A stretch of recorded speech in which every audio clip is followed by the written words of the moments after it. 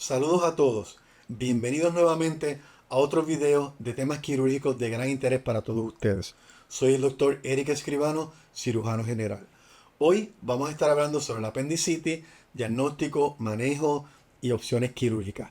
Así que si quieres saber más sobre el tema, quédate con nosotros.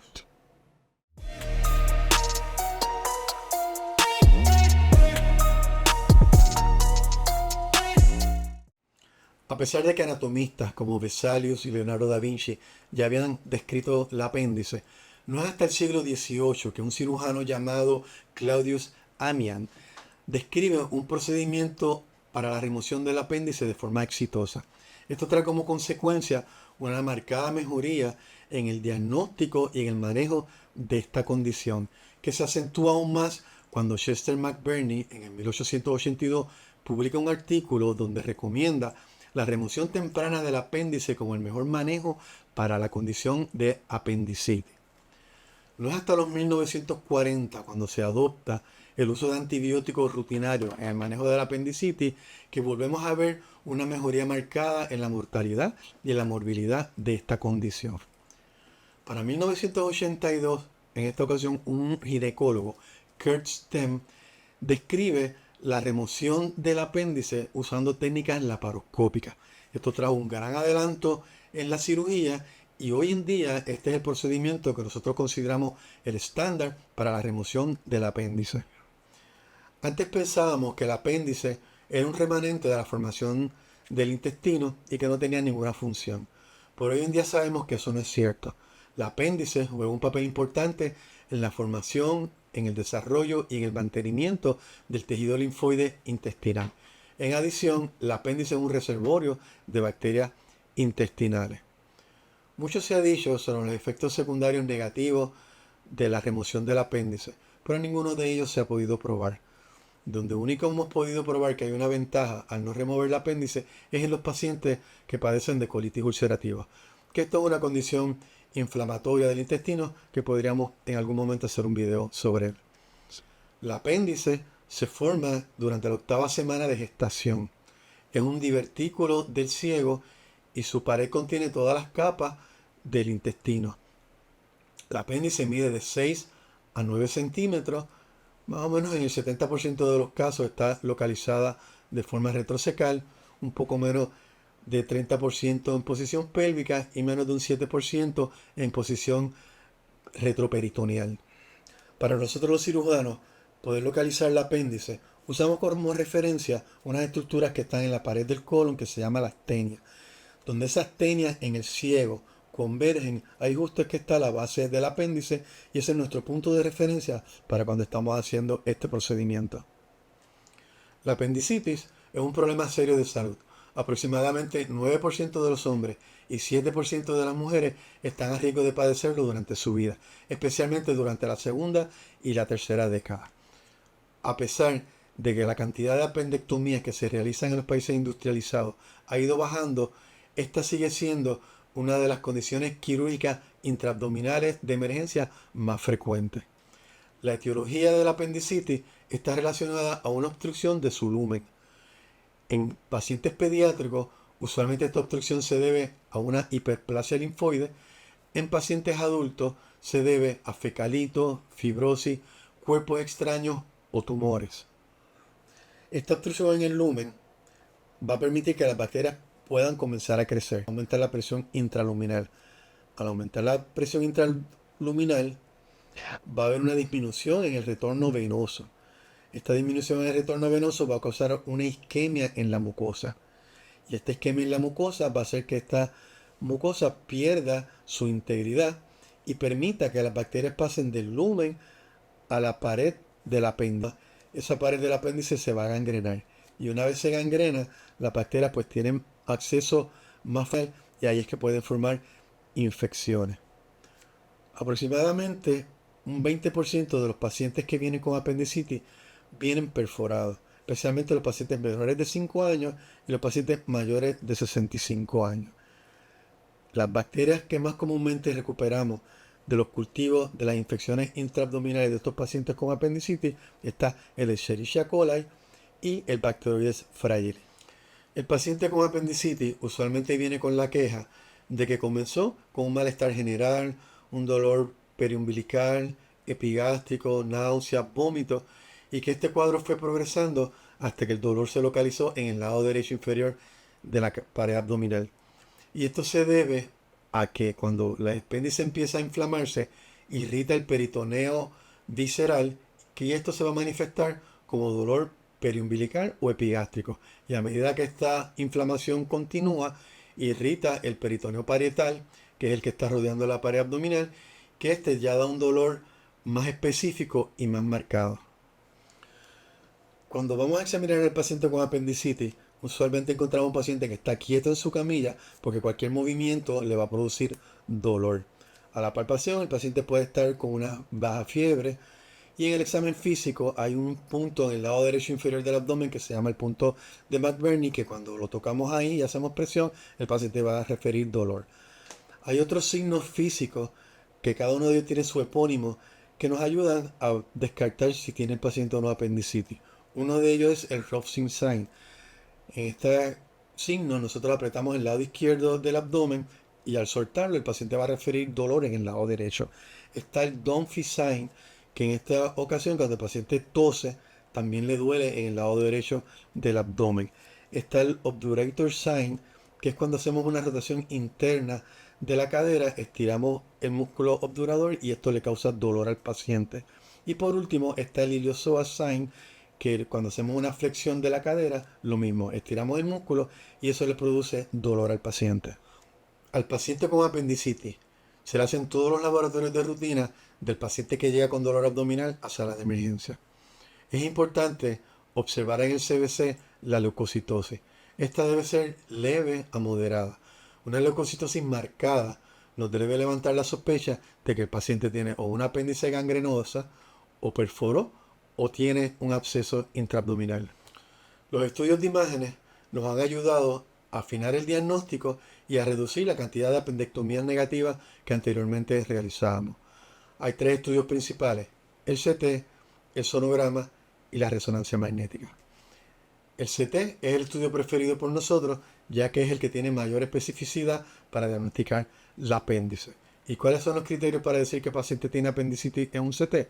Número 1, que el lumen tenga un grosor de más de 6 milímetros. Número 2, que la pared tenga un grosor de más de 2 milímetros. Número 3, que veamos inflamación en la grasa que está alrededor del apéndice. Número 4, que veamos un fecalito dentro del apéndice. Y número 5, que el contraste oral que le dimos al paciente no entre al apéndice. El CT tiene también sus inconvenientes. Uno de ellos es que hay que darle radiación al paciente. Otro de los inconvenientes es que hay que darle contraste al paciente, aunque sea intravenoso.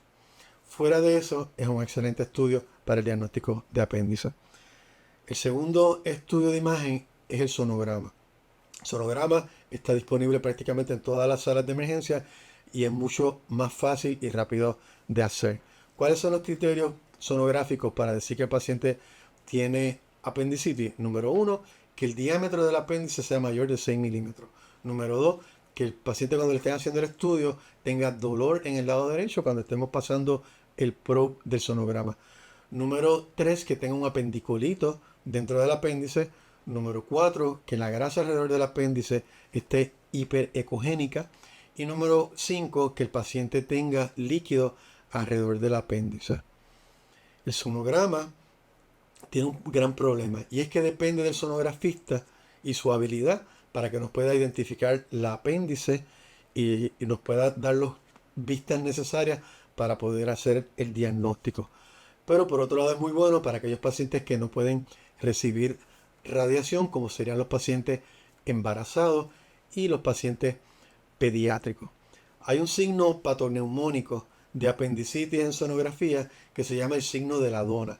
Y eso mismo es lo que vemos, una dona que está marcada por la pared que está engrosada y el lumen que está dilatado, y esa es la apariencia que tiene, una dona.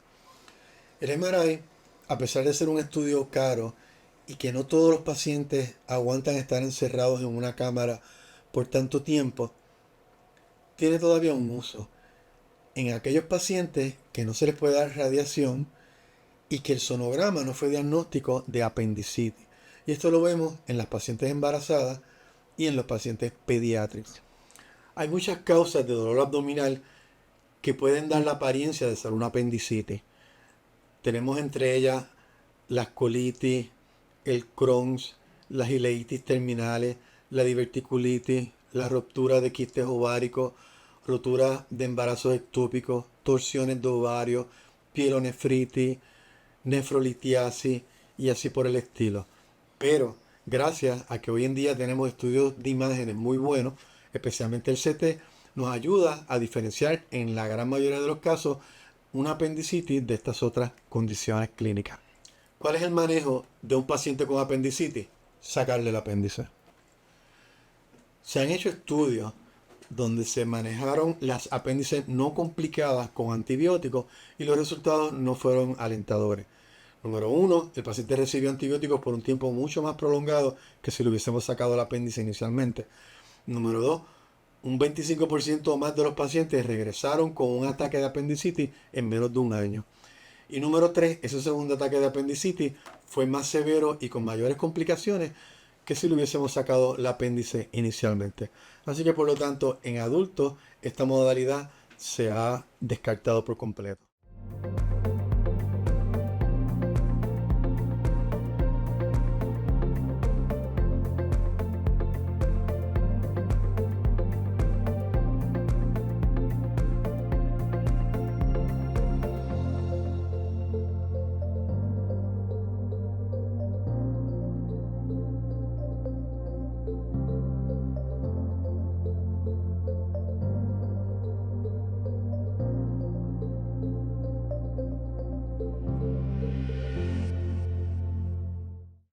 ¿Cuándo llevar a sala un paciente con apendicitis? Antes pensábamos que un paciente con apendicitis era una emergencia que había que meterlo a la sala de operaciones inmediatamente. Y hoy en día sabemos que eso no es correcto.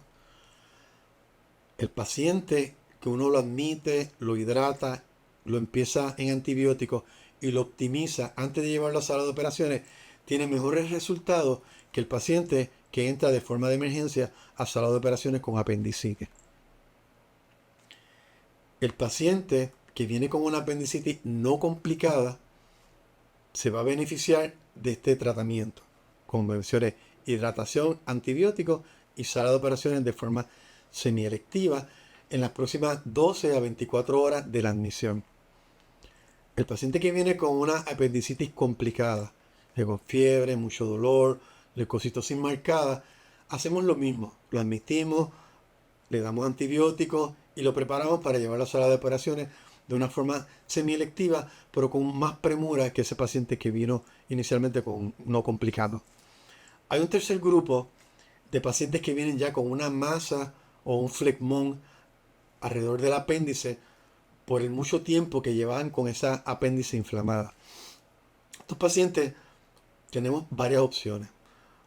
Una de las opciones es admitirlos, darle antibióticos, una vez esa inflamación mejore, dar de alta al paciente para en 6 a 12 semanas traerlo de forma electiva y hacerle una apendectomía. Si ese paciente tiene un absceso más de 3 centímetros, se puede drenar percutáneo y seguir con el mismo manejo. Otra opción que tenemos con ese paciente es meterlo a la sala de operaciones por laparoscopía. ¿Qué vamos a hacer en estos pacientes? Vamos a buscar ese flegmón, lo vamos a movilizar, vamos a drenar el absceso y vamos a tratar de localizar el apéndice. Si logramos identificar el apéndice y sacarla, ese paciente va a tener un gran beneficio porque eso va a evitar una segunda cirugía por un lado y por otro su proceso infeccioso va a recuperar mucho más rápido porque vamos a cortar su tiempo de convalecencia. Si no encontramos el apéndice, después de haber movilizado el flegmón y drenado los abscesos, podemos parar el procedimiento, completarle sus antibióticos por vena y luego de forma electiva en 6 a 12 semanas llevarlo a sala de operación. Hay autores que antes de esa segunda cirugía recomiendan que se le haga un CT. Y si en ese CT no aparece el apéndice, porque pudo haberse desaparecido por el proceso infeccioso que hubo, paciente no operarlo y observarlo cuál es su evolución. Ahora, si en ese CT aparece el apéndice, pues sin lugar a dudas vamos a tratar en una segunda cirugía de llegar a ella y sacarla, sabiendo que va a ser una cirugía bien difícil por las adherencias y por la fibrosis que hay secundario al proceso inflamatorio que ocurrió en el apéndice. Hay varias técnicas para la remoción del apéndice y las principales son la cirugía abierta y la cirugía laparoscópica.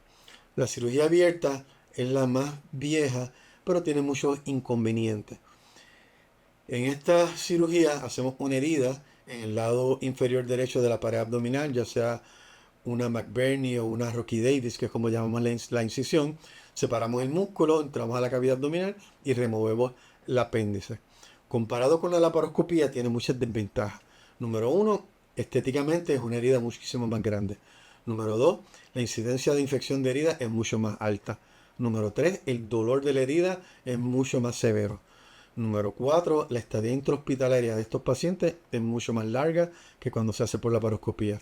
Número 5, el tiempo que toma el paciente en retornar a sus actividades normales también es mucho más prolongado que en la cirugía laparoscópica. Y por último, la visualización de la cavidad abdominal es bien limitada. En la técnica laparoscópica, como mencioné, tenemos muchísimas ventajas. Accesamos la cavidad abdominal por 3 pequeñas heridas y a través de eso sacamos el apéndice. Esas heridas estéticamente son mucho mejor, su incidencia de infección es menor, el dolor es mucho menor, la estadía en el hospital es más corta, el regreso a su rutina normal de trabajo es más corta y por último, la visualización de la cavidad abdominal es muchísimo mejor. Con las técnicas laparoscópicas nosotros podemos ver toda la cavidad abdominal por dentro y poder identificar y manejar cualquier colección intraabdominal que se haya desarrollado como consecuencia de la apendicitis. Hay otras 3 técnicas quirúrgicas para remover el apéndice, pero que no tienen mucho uso, mucha acogida. Una de ellas es la robótica, la otra es lo que se llama usando orificios naturales y la tercera utilizando un puerto sencillo para sacar el apéndice. La apendectomía es un procedimiento relativamente sencillo para el paciente. En un apéndice no complicada, usualmente en 1 a 3 días el paciente ya está en la casa, ya a la semana debe estar haciendo actividad liviana y después de la tercera semana puede estar haciendo hasta fuerza. Las complicaciones asociadas a la apendectomía son de índole infeccioso, infección de herida que se maneja con una incisión y drenaje y colecciones intraabdominales que se pueden manejar con un drenaje percutáneo utilizando CT o sonografía. Importante recordar que después del 5.º día, un paciente que continúe con fiebre o con leucocitosis, debemos considerar la posibilidad de que esté desarrollando algún proceso intraabdominal infeccioso. Espero que con este video hayas aprendido sobre apendicitis, diagnóstico, manejo, opciones quirúrgicas.